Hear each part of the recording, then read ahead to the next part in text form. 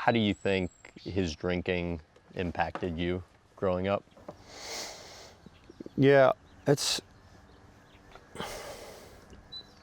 alcoholism is a weird thing. You know, my dad didn't drink a hard liquor.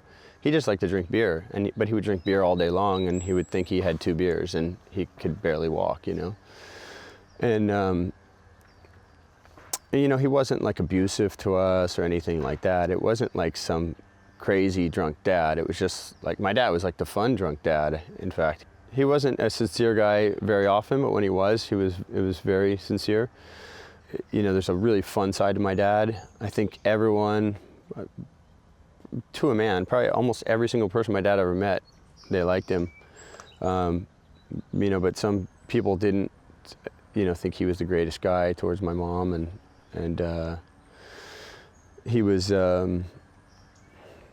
I don't know, he taught me in different ways. Unfortunately, you know, some of the ways he taught me was by screwing up, and other ways it was by being funny and being a good dad.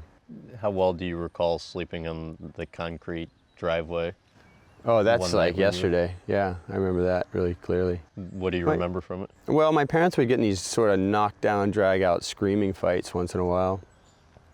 And it seemed to be, I don't know how often it was, you know. Looking back, it seemed like it was all the time.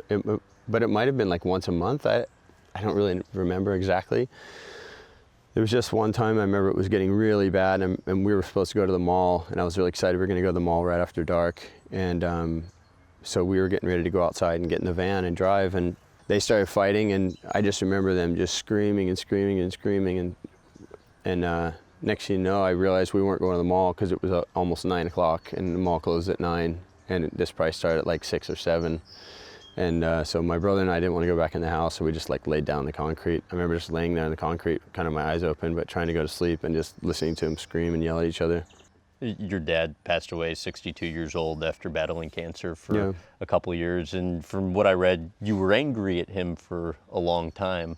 What did it take to get to the space where you were able to let that anger go before he passed away?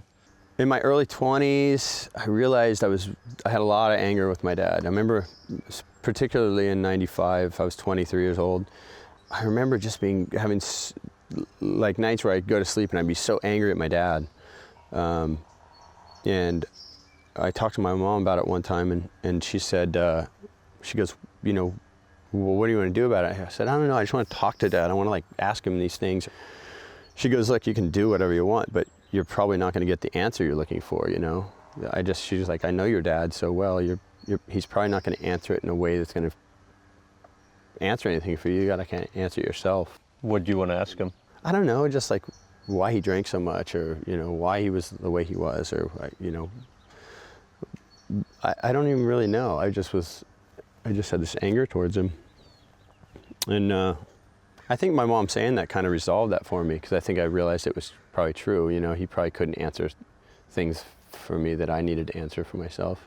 You wrote in your book, there was never a time in my life that I grew so much in such a short amount of time. I stopped thinking the world revolved around me and started becoming a man and a person. When talking about kind of the last, you know, couple months of your father's life, what about that period you think kind of allowed you to grow up? I know when your parent dies, I think there's a, gosh, how to explain it? It's you know, one of the most awful feelings in the world. There's also this sort of like sense of like there's just this sense that you've got to grow up and you've got to learn things, and you're sort of forced. You know, there's no direction to go except for to kind of answer things for yourself in some way.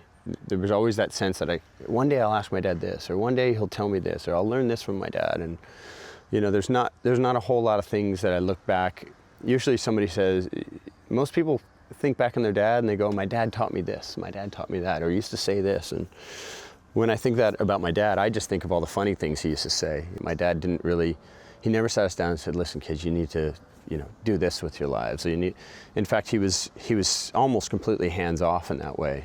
He was, you know, I think I think in my early 20s, I was sort of yearning for that father figure, my dad, to come through and kind of like rescue me with this perfect answer of like what I should do in my life or something. And I think that's what I struggled with after having like financial issues and you know, relationships fall apart and stuff like that. But you know, it became obvious when he passed away, just in that time before, that wasn't going to happen, and I was going to have to find those answers elsewhere, and that was okay, you know. All right, Kelly, so what should people do? They should subscribe to Graham's channel, watch more clips from this interview, and Come on, where's the enthusiasm? Come on! Send him 20% of your paycheck. Agreed. Yes.